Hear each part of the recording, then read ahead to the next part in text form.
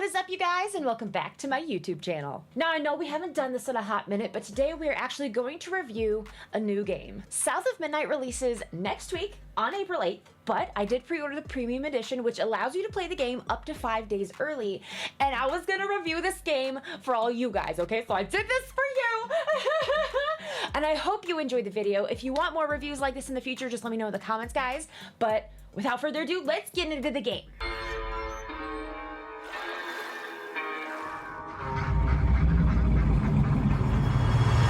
It's not safe out there, Hazel. If I was the one missing, she wouldn't stop looking. Crouton? What the? And this ain't even the weirdest thing I've seen today. I'm seeing these things. You can see strands. And now you're looking for a creature. You're a weaver, aren't you?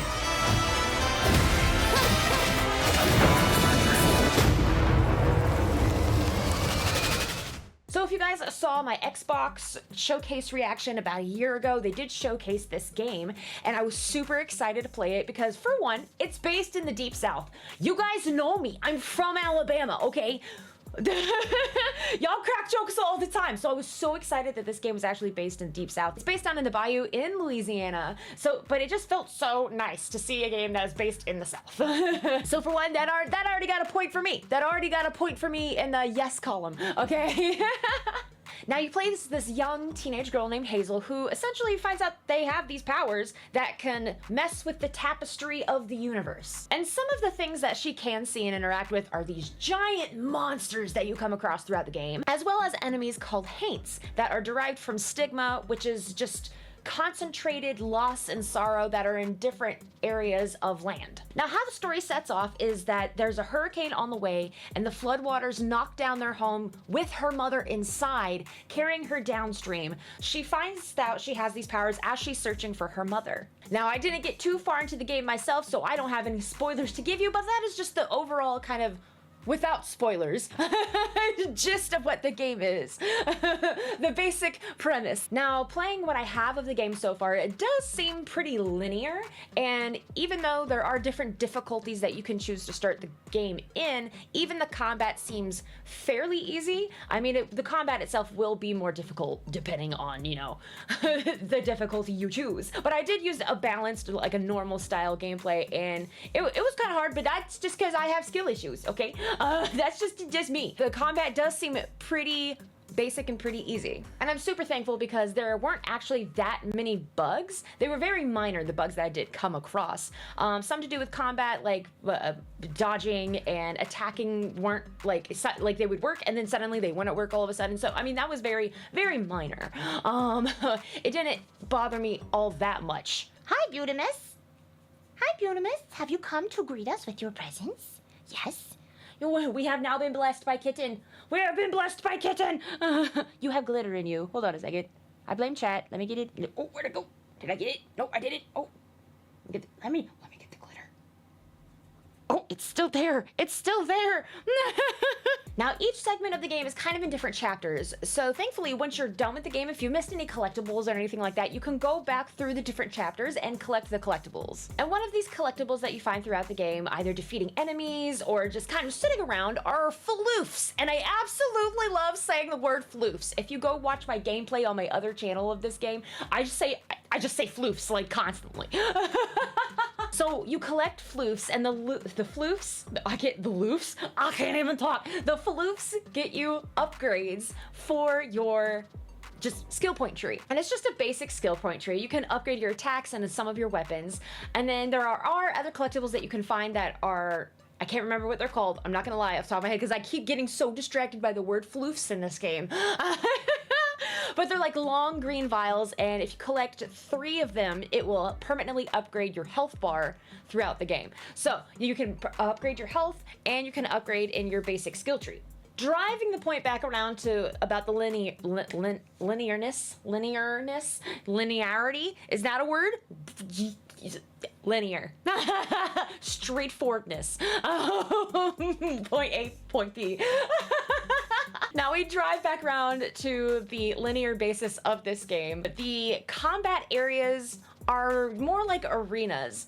Usually, I was actually quite shocked when I started the game. I thought that the enemies were just kind of be everywhere, kind of just like dotted everywhere in the game, but they're not. You come across these little like arena areas that once you enter through, you can't enter out of until you defeat the enemies. I do wish in that aspect they were dotted around a bit more in the game instead of being all concentrated to these arenas, and then finding, like, once you defeat the enemies in the area, find the thing to unravel and then clear the stigma, the bad juju in the area. Okay, I wish it was more like that, more open, but they are concentrated. They are very, very like, here's your enemies. You do get to enjoy the story and the graphics and stuff like that of the game with the enemies being clustered like that. So I've given a basic synopsis, a breakdown of the combat, and a breakdown of the kind of overall game itself. So now time for how I actually feel about the game. Things that I absolutely loved. Of course, like I said in the beginning, it's based in the Deep South.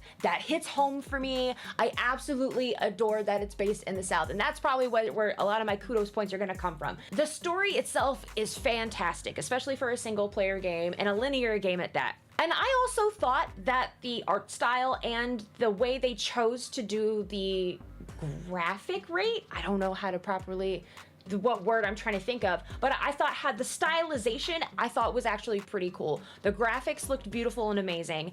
The artwork was fantastic.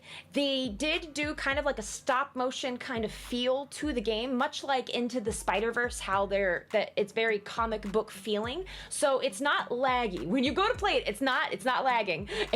They styled it to look like that, and I thought it was cool looking. I genuinely did. I thought that was different. I thought that was unique. I was like, okay, bet, let's go. Now on to the things that I thought were a bit meh about this game. Overall, the combat in general, the basicness of the combat, having everything in sectioned off arenas, and the way combat works just felt a bit repetitive and a little bit boring. While it is difficult for those of us who have skill issues, it does feel a bit boring in that aspect. And like I said, the glitches I did come across were so minor that didn't actually really bother me. It was more so just the combat. Overall, it's just a basic action-adventure game, single-player story to enjoy. That's basically what this game is, and I think it suits that. I think it suits that need. I very much enjoy it so far from what I have played. The combat system doesn't bother me. I'm going into this game knowing I'm going to like it for the graphics and for the story.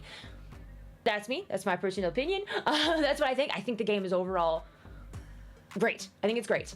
I would probably rate it 7 or 8 out of 10. Okay, 7 or 8. You know what? I'm gonna say 7. I'm gonna say 7 out of 10, just because I said the combat system is a little bit boring. But I really do enjoy the game. And for a game that feels kind of this simple and this linear, the price point on it isn't actually gonna break the bank. So it's actually $40, I believe, for this game, and it's gonna be on Game Pass. That's actually not that bad. Now, if it was a $60 game and it was this linear and it was this repetitive, then I'd have some issues. I'd be like, you know what I mean?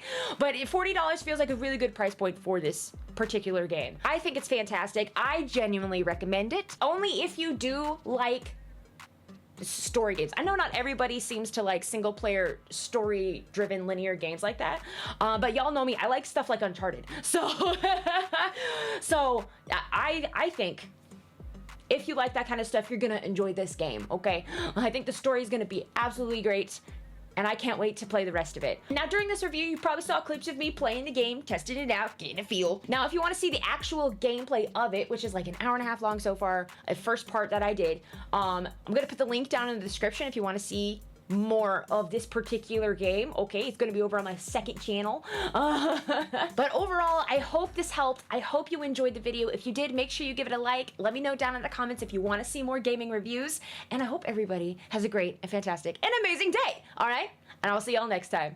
Bye, everybody. Hello?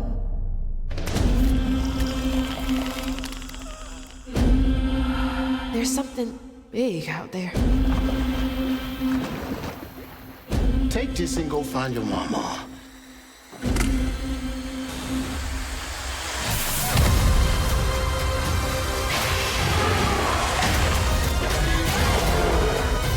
I'll come back. You better. I gotta know how this tale of Hazel